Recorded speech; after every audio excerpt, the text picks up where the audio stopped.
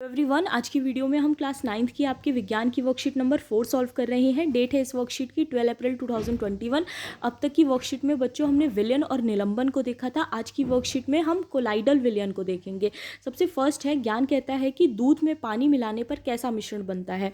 तो दीदी जो होती हैं उसकी वो बताती हैं कि दूध में पानी मिलाने पर एक विषम मांगी मिश्रण बनता है, जो केवल देखने में समांगी मिश्रण जैसा लगता है, यानी ऐसा लगता है जैसे वो पूरी तरह से घुल गया है, क्योंकि इसके कणों का आकार वास्तविक विलयन के कणों से बड़ा लेकिन निलंबन के कणों से छोटा होता है। इसे कोलाइडल विलयन कहते हैं। ठीक है, तो कोलाइडल विलयन जो होता है एक विषम मांगी मिश्रण होता है वैसे, लेकिन वो देखने में ऐसा लगता है जैसे कि वो समांगी मिश्रण है। ठीक है, उसके बाद दिया गया है बच्चों कि विलयन की तरह कोलाइडल विलयन के भी दो भाग होते हैं। एक होता है आपका परिक्षेपित प्राव्यवस्था और एक होता है आपका परिक्षेपण माध्यम।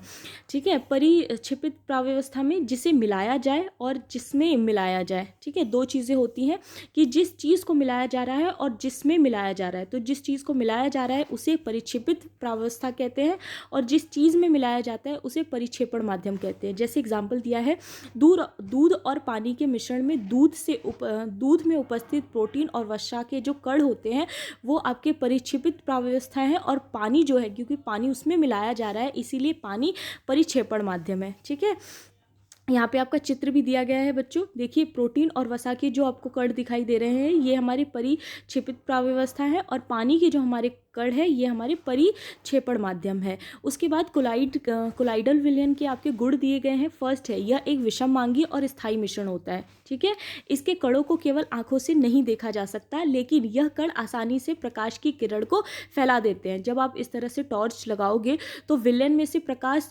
उतने अच्छे से क्रॉस नहीं होगा, लेकिन कोलाइडल विलयन में से जो प्रकाश होता है वो बिल्कुल अच्छे से क्रॉस होता है। इसे टिंडल प्रभाव ही कहा जाता है।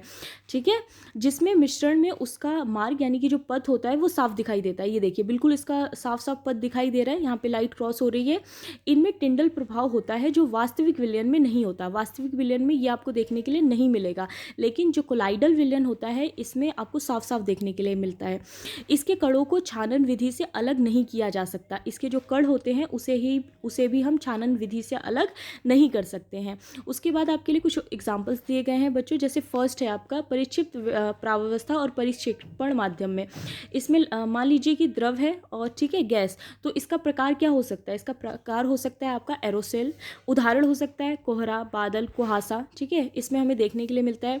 अगर हम ठोस की बात करें तो ठोस अगर परिक्षेपित है और परिक्षेपण आपका गैस है तो इसमें आपका प्रकार एरोसेल ही ले लीजिए। तो उदाहरण क्या क्या आ सकता है? धुआं आ सकता है, स्वचालित वाहन का निथार आ सकता है। उसी तरह गैस द्रव, जिसमें कि फॉर्म की बात की जाए तो शेविंग क्रीम वगैरह होती है। परिक्षेपित व्यवस्था में अगर द्रव को देखें आप प्रावस्था में, तो परिक्षेपण माध्यम हमारा द्रव। ठीक है, इसका प्रकार हो जाएगा एमल्सन, और इसका उदाहरण हो जाएगा हमारा दूध, जैसे कि फेस क्रीम। ये सारी चीज़ें होती हैं। उसके बाद आपके लिए कुछ क्वेश्चंस दिए गए हैं बच्चों। जैसे फर्स्ट है, हम कोलाइडल विलयन व वास्तविक विलयन में अंतर कैसे ज्ञात कर सकते हैं? सचित्र स्पष्ट कीजिए। तो आप सबसे पहले इसमें अंतर लिख दीजिएगा। ये देखिए यहाँ से, फर्स्ट जो वास्तविक विलयन होता है वो एक समांगी मिश्रण है, कोलाइडल जो होता है वो एक विषमांगी मिश्रण है। और सेकंड पॉइंट आप लिख सकते हो कि विलयन में से प्रकाश का मार्ग नहीं दिखता है, और इसमें लिख सकते हो कि कोलाइडल में से प्रकाश का मार्ग दिखता है। और इसका जो चित्र बनाना है बच्चों आप वो यहाँ से बना सकते हो। ठीक है, ये जो चित्र है आंसर नंबर फर्स्ट में बनेगा ये पूरा। ठीक है, आप एक टॉर्च बनाओगे, उसका प्रकाश यहाँ पे विलयन इस तरह से दिखाओगे और यहाँ पे कोलाइडल विलयन। ओके, उसके बाद क्वेश्चन नंबर सेकंड है, निम्न कोलाइडल विलयन की परिक्षेपण माध्यम व परिक्षेपित प्राव्यवस्था लिखे, धुआं, कोहरा और बादल। तो आप इसको इस तरह से लिखोगे, धुआं, ठीक है, गैस आएगा इसमें परिक्षेपण माध्यम में, और परिक्षेपित प्रकाश में आएगा आपका द्रव। उसी तरह से कोहरा, यहाँ पे गैस, और यहाँ पे आएगा आपका ठोस। बादल में गैस और द्रव। ठीक है, उसके बाद क्वेश्चन नंबर थर्ड है बच्चों आपका कि कोलाइडल विलयन समांगी प्रतीत होता है पर वह विषमांगी होता है, स्पष्ट करें।